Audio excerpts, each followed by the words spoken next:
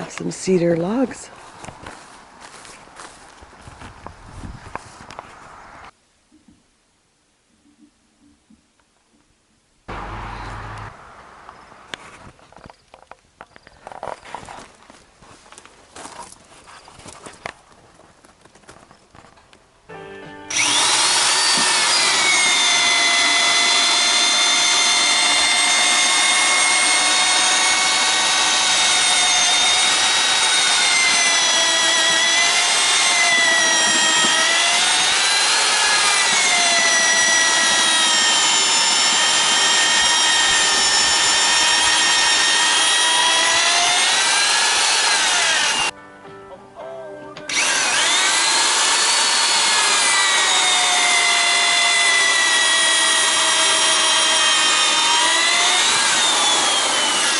So we just cut a piece of rebar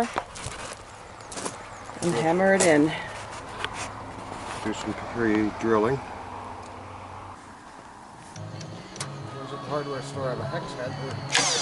They're a little more user-friendly.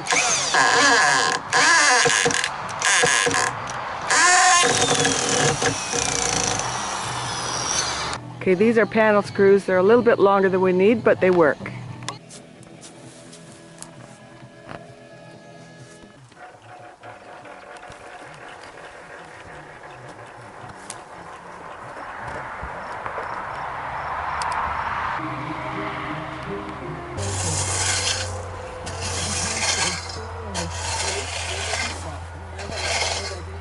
Looks like we got our first load of dirt.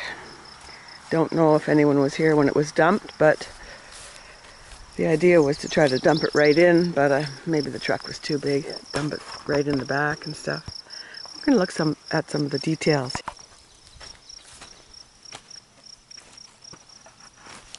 Here's some brick from the old house that was in this very same hole before it burnt down. There's some of the old cement and rocks that it was built out of. With these cedar posts. Put in a few long nails, but not in every one because the soil will hold it in. And now I have a little door opener.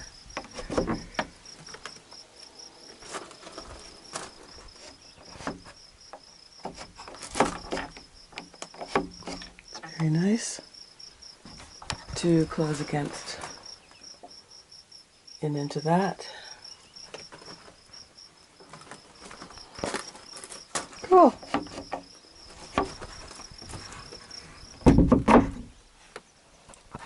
We made sure the posts were on the crush and up off the soil.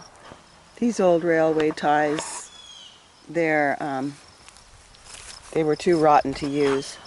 So we just used those 4 good ones. We got some landscaping fabric that we're going to put on the outside of these, like out here. These sort of probably all last about 10 years, this front part. So with one roll we covered Went over twice with a real big overlap, but I was just worried about the gaps and the cedar part. I just want to make a correction. I was calling this PVC when it's ABS pipe, which doesn't have a problem reaction with the blue skin like the other does. There was some metal roofing in my garage, so we're using it on top.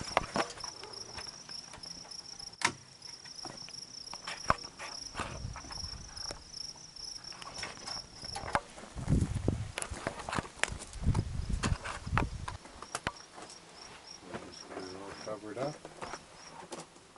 You need some barrels with some annuals growing in them. Down here. Put some color down. Or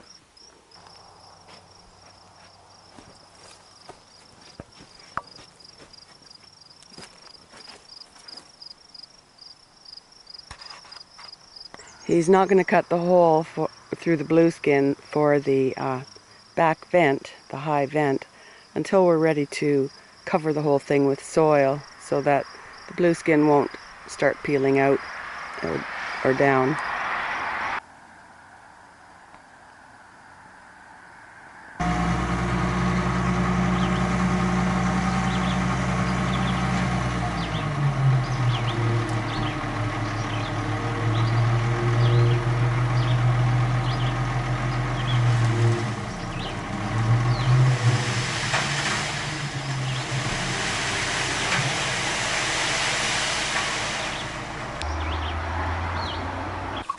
Here, big guy.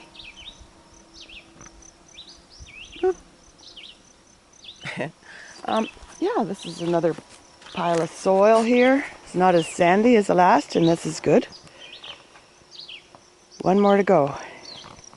I just wanted to point out that some of this trim has been rounded off at the edges.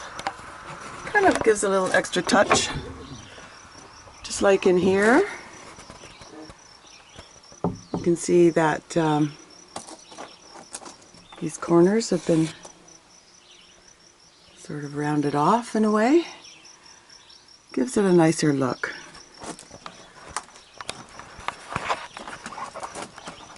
He just used a grinder to soften up these edges. So we've got all the soil.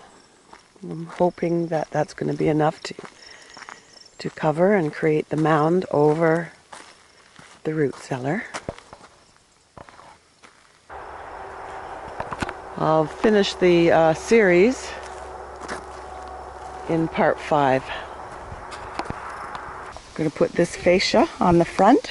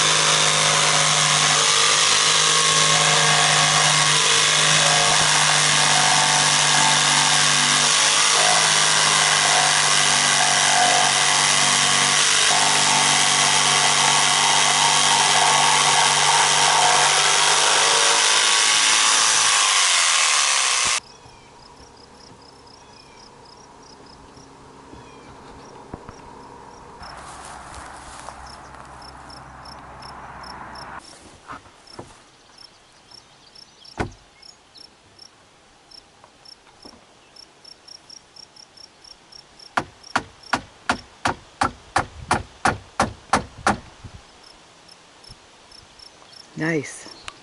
Are we rolling? Yep. Okay, so all this is just a little trick to keep these things lined up when you glue them together. So, because the tool and die makers, the tolerances on these are just fantastic. We put a little bit of glue on one side.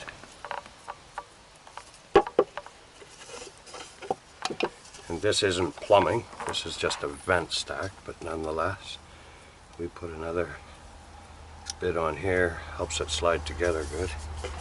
And then if you hold that flat, and then you just insert them so that they're all flat, and then you'll have perfect alignment. Very good. Yeah. And then what we're going to do here, doesn't matter which one,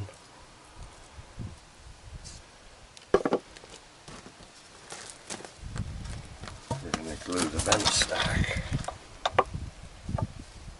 together.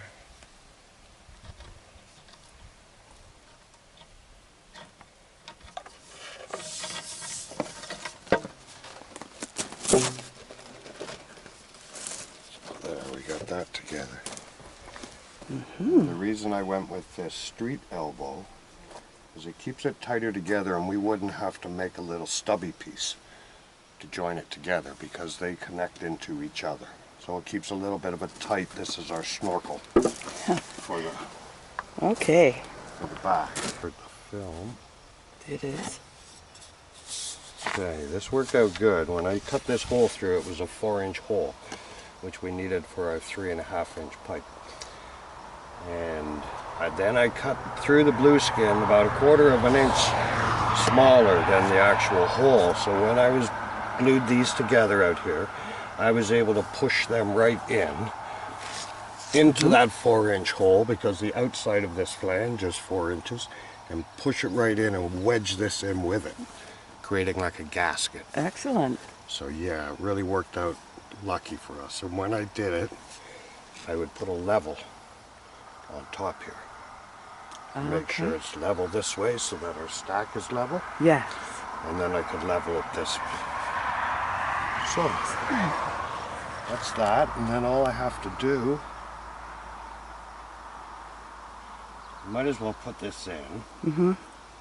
It's a little vulnerable until the earth gets around it, but worst comes to worst, we'll just have to straighten it out again this way and support it, but I think it should be all right as long as no one knocks it.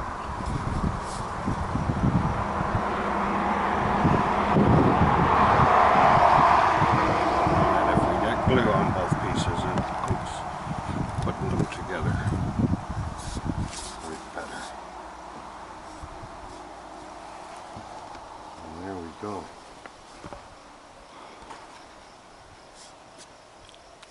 There we go.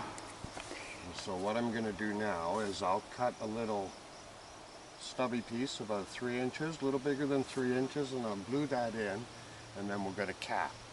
And in the cap we're going to drill a whole bunch of holes, and then inside the cap we'll put screening, and then we'll cap that little stubby piece. Excellent. Yep, and that'll keep the critters. And here's the vent insulated around on the inside. Feet. I drew up some rough plans for the inside of the root cellar. It's really starting to look nice.